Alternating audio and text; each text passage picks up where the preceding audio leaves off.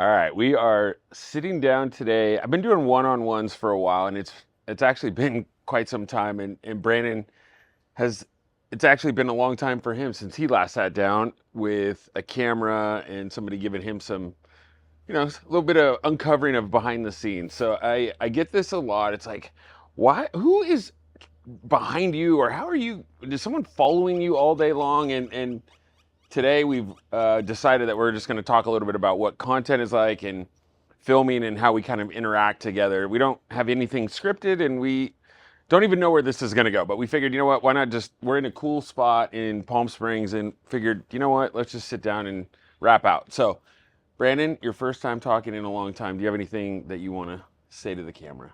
My first time talking ever. First I've time never talking spoken ever. on the internet before.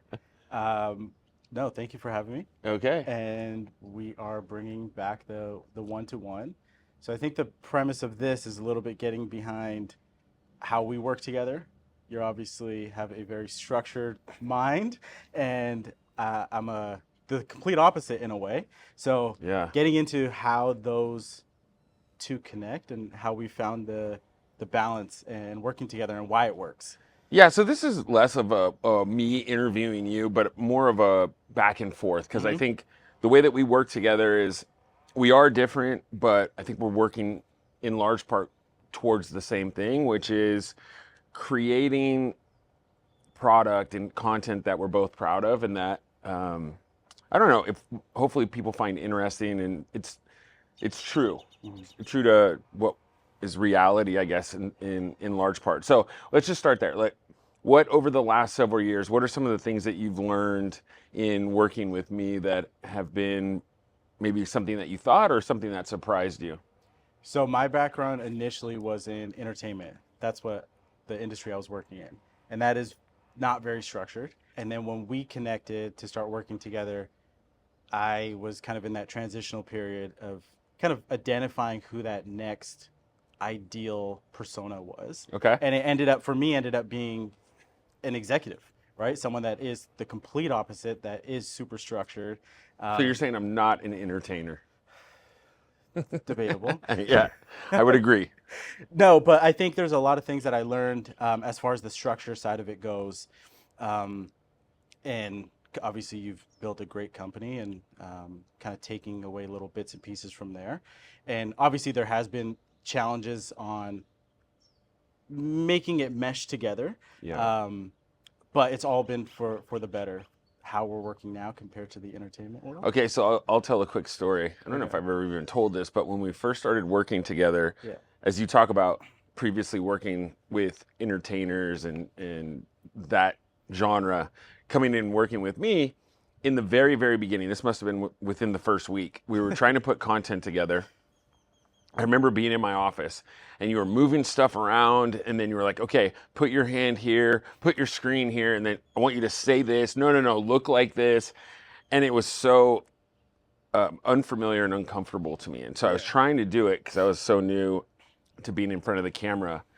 And about 5 minutes in, I remember grabbing paper, throwing it against you. I go, if this is how it's gonna fucking be, I'm out. I'm done. I'm like, you can film Yeah. me doing whatever, saying whatever, almost whatever, but I'm not some actor and I'm certainly not gonna put on some show for the camera. I'm like, that makes me super uncomfortable. Yeah. Do you remember what I'm talking about? I remember exactly. I remember the day. I remember what you were wearing. Okay, Um, that's weird. I remember questioning everything at that point.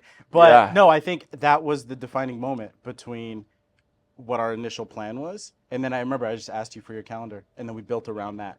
And we yeah, documented the process. And oh, we have a yeah. guest. We are in. So, just for context, it is. We're in the kind of the heart of Palm Springs right now. It is. It was early in the morning, but there was some construction going on, and so we're bearing through. You know, sometimes you just got to perform under pressure, and it is hot here. And so, Brandon, maybe you can give a little bit of context on your wardrobe selection. Give it just if you're going to do an interview for the first time Yeah. ever, you might as well tell us how did in 110-degree heat, how did you decide on all black today? Discipline. I have to stick to the script. So since 2017, I've only worn black. Before that, we talked about this last night actually at dinner. But I wore a lot of color. And then as I was simplifying my life, kind of going through that period of figuring out what I wanted to do and how I wanted to move, that was one of the things I wanted to eliminate in my process was wardrobe. I'm jealous. It getting dressed every day is one of those things that feels mind numbing at times. It's fun to dress and have a little fun with it. I do like style, but sticking to one color and one palette does seem very, very liberating.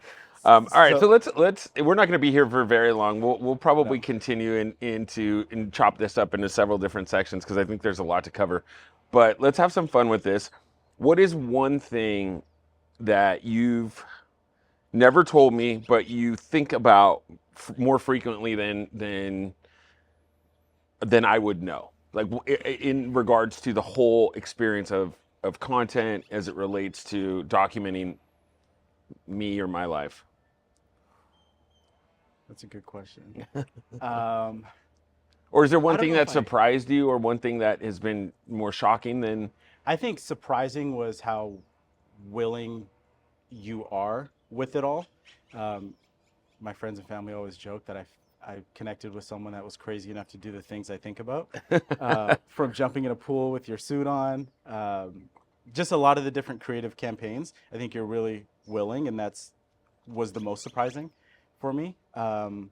One thing that I think about, I don't think I think about it. I just think the outside world doesn't understand how much work it actually takes, It right? is a lot of work. It's a lot of time and a lot of work, and there is a discipline to it. I think that's one thing that I hear a lot is like, oh, Brandon does everything. I said, no, I'm actually No, really involved. We meet yeah, frequently. We're communicating often, and I'm a control freak, and I want the captions and I want the content. And you always do a really good job of, especially now as we've kind of spent the last couple of years working together, of knowing what I like and mhm. some of those things. But was that surprising to you, like how involved I was going to be, or did you think I was going to set it and forget it, or did you just not I know? remember there was very first piece of content we ever did. I think you were at a wedding in Cabo. That was one of them, and then there was one where there was like photos of you on a boat, and we posted it, but then we had to delete it because the process that I was used to was you write the caption, you put the post together and you post it. But then I guess you saw it and you're like, hey, that's not really in my voice, and that's still something that we obviously go back and forth on every day. Yeah, But yes, that did surprise me on how involved you are because we see personal brands and executive brands, and they're just like, keep me out there, keep me in the public. I don't care what it sounds like. But also, there's something to say about the way you operate, being involved. So someone can stop you outside and you know exactly what they're talking about if they bring up your content. Whereas some people, they're like, wait, I posted that? They have no idea, right? So that disconnect, I think you always being involved is definitely a big piece of it. I've come to enjoy it. I think in the beginning when it was really tough, almost like anything, in the beginning when it's something very unfamiliar and it's difficult, you overthink it, or I overthought it. Mhm. I still overthink it to a degree. Um, I think I think about it more than other people do. I think like I care more than other people certainly do, and so I'm meticulous in what you put out there, and I want Mhm. to put a lot out there because I do think there's been a huge ROI in a multitude of ways for the business. So what I guess one thing that I always go back to because I'm fascinated by it is how a creative mind works. Mhm. What are some of the things that me, who's maybe not certainly not as creative, what are some of the things like how like walk me through what that process for you is like? So I get asked a lot how I get my energy or like where I find my energy, and that's from solitude. Mm, Like my best work happens when I'm completely isolated. okay. And whether that's locking myself in a room with a computer or that's where the main ideas and the breakthroughs happen. But the inspiration and the motivation behind it comes from being out like this. Like I'll probably will come up with ideas just from being here, Yeah. right? So like experiencing life goes back to that artist mentality of put out an album and then they go live their life for 6 months to a year Mm-hmm. because they need new material, Right. right? So I think it's a balance between you have to live your life, and it may look like, hey, you're not working, but we are, Yeah. right? So it's almost like the less you see me, the more I'm doing, um, which I think that's also been something that I've found a balance with, one, working with you, um, is you leave your work, not really leave your work, but you try to do your work at the office, right? So how has that been? Have you kind of changed how you work? I've seen you post some stuff when you're on your computer out on a vacation, just like in different scenes and stuff. Are you also drawing inspiration from being out in the world now? Do you look at it differently? Well, I think the last 6 months has been with the popularity and the accessibility of AI has inspired a more creative side of me. And also, the typical way in which I was solving problems was I have an idea and then I had to rely on so many other people to Mm-hmm. build the idea. And now I can do so much more on my own. Mm-hmm. And so that cuts down time, cuts down cost. And it's like my brain is always working. Like everything I see as an opportunity. And so having a laptop near me, no matter where I am, feels almost addicting at times to where you're Mm-hmm. like, oh, I have an idea. And that could be whether it's, building something new or content, or there's just this whole world, this digital world that I've been learning about through content now with AI and actually building stuff. So you have this weird, like the digital world and then the physical world and then all the relationships in between, and you're documenting it, you're thinking about it, you're thoughtful with it. Mm-hmm. You also have to be careful, like you can get buried in it from the standpoint of like, I'm just stuck at a computer. Yeah, I'm sure you have found some of that. So it is for nice when sure. you're in a nice place like this where you're like, okay, if I'm going to be at a computer, I want to be in the sun or I want to be looking at palm trees in the water. So Mm-hmm. that is part of the inspiration or creative that I think I've Okay. learned that Okay. wasn't necessarily, I used to be just in an office, focused, head down. Yeah. I needed to be in that environment. Now it's like, no, this is just part of your life. And with that said, we're going to have to, we're going to, we're There going was to semi-cut.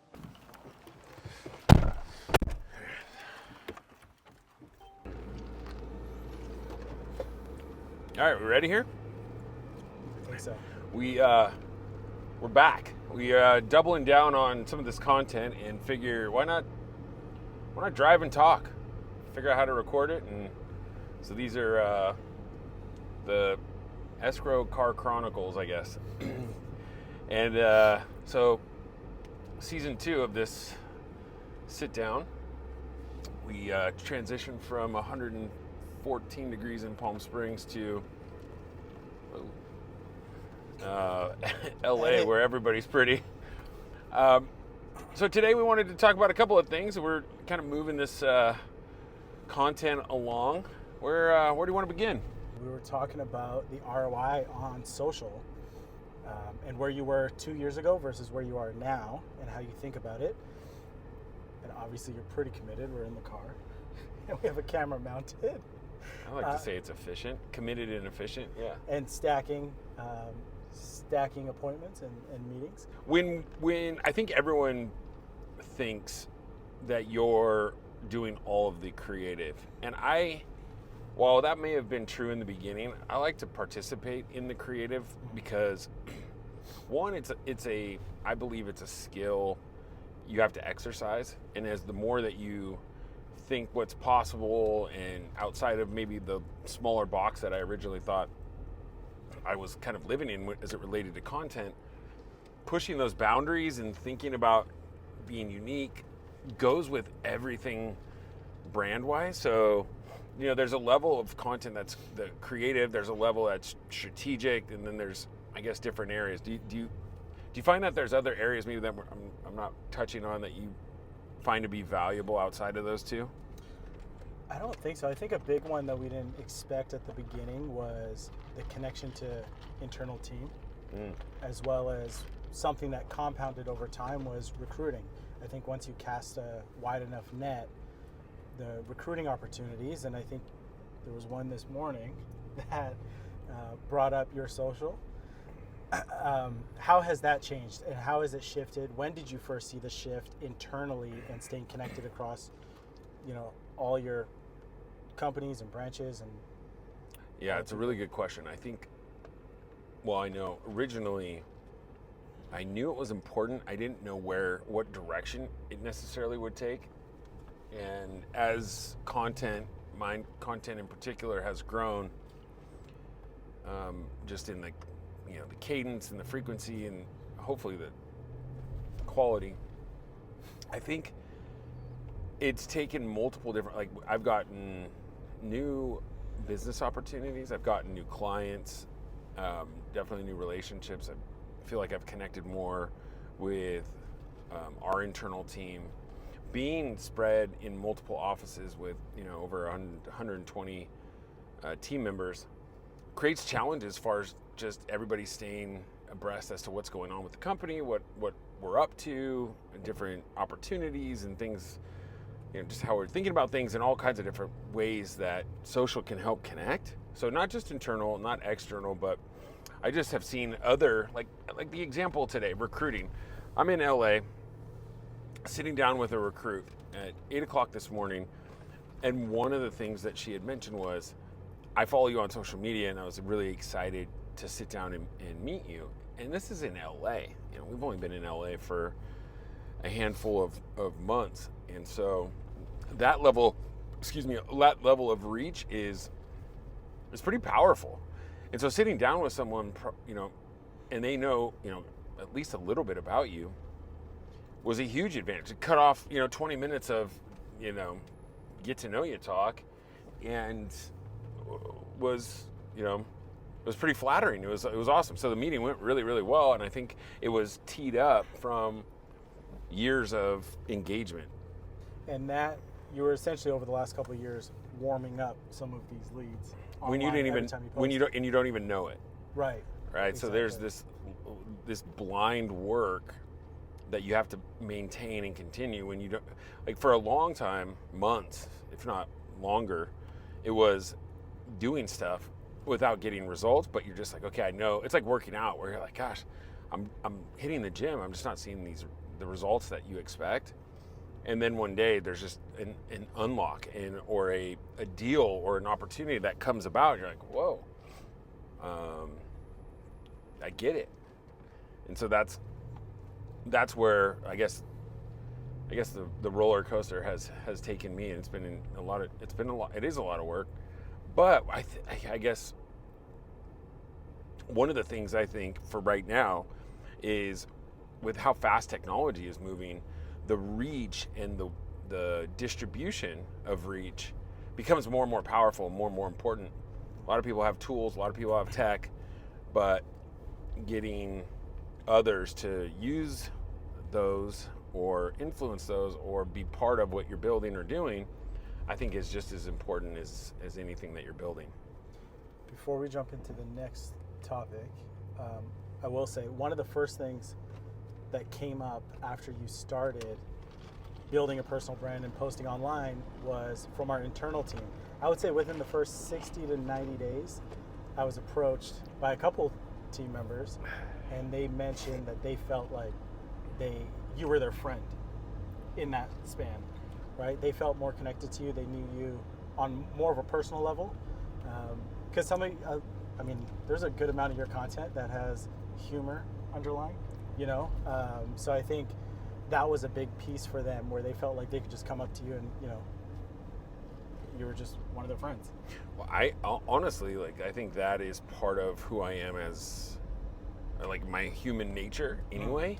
I think it's harder sometimes in my day-to-day focus for that to come across. So social media reminds me that there is a social component to, don't forget, hey, it is light, it is fun. There's certain things in business that are not, but most of the time we're in the people business. There's some really cool houses around here. Yeah. We are in the heart of LA and just right in driving. So forgive us if we get distracted here with the LA real estate. Anyway, but to that point, I think connecting with people on a more frequent level helps, and remembering that when you're doing social is, I think we made the decision early on, and we talked about this. Do you want to have a personal brand and then a work brand, and then you have to manage two different accounts? And I just said no, that's too much.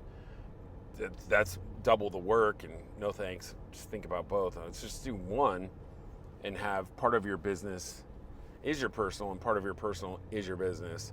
I do a lot. I have multiple different businesses, and so there are handles and sites for all of it. But for me, my personal stuff and my business stuff all lands on my own one kind of brand. Okay, so speaking of other Brandon. brands,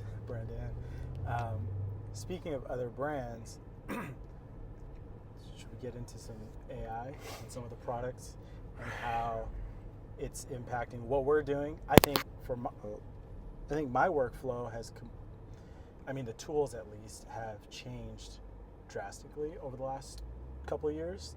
It's no longer, I can't even think about executing certain things the way I was 2 years ago. Yeah. Well, when you first started, there was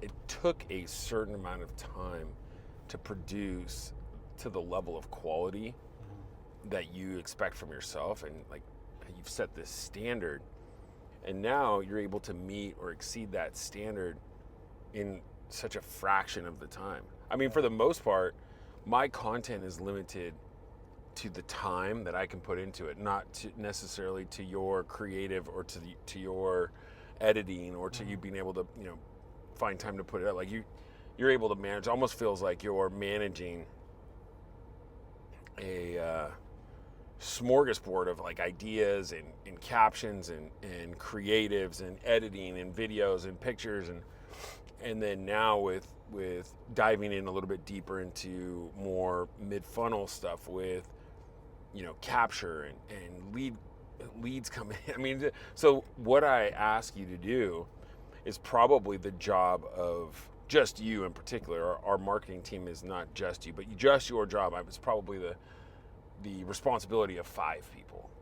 and the only way to do that economically is with systems, talent, and technology. Definitely. I think now also though, with the support of AI, there's a lot of personal brands and branding in general are moving to a single operator, right? Because the tools allow you to do that. From whether it's captions, campaigns, campaign ideas. If you have the right tools, there kind of is no reason that you shouldn't be able to operate it as a solo brand operator. Thank you. Obviously, it depends on the output and the volume that you're doing, but it definitely has came a long way from even 6 months ago at this point. I know it's moving quick. I got to hand it to you though. Oftentimes, people that are as busy as you're forced to be, because you're really running what I believe is to be the #1 escrow brand in the country, and there are very few brands in title and escrow that actually care about brand, and I absolutely do. So you're tasked with building, maintaining, creating all of those different things, right? And so to do that, and then on top of that, figure out, okay, wait, I'm so busy. How do I take myself out of my busyness and then build new technology or tech or systems around that? So I see a lot of people that get pigeonholed into their system, say, hey, this is what works. And I get it. However, you only have the same amount of time as everyone else in the day. How can you squeeze more out of what you're doing is one of those things that I think everybody entrepreneur has to answer. So how have you thought about that? Because you are busy and you are talented, but to be able to use tech and tools in a way that is going to create results, that's not easy.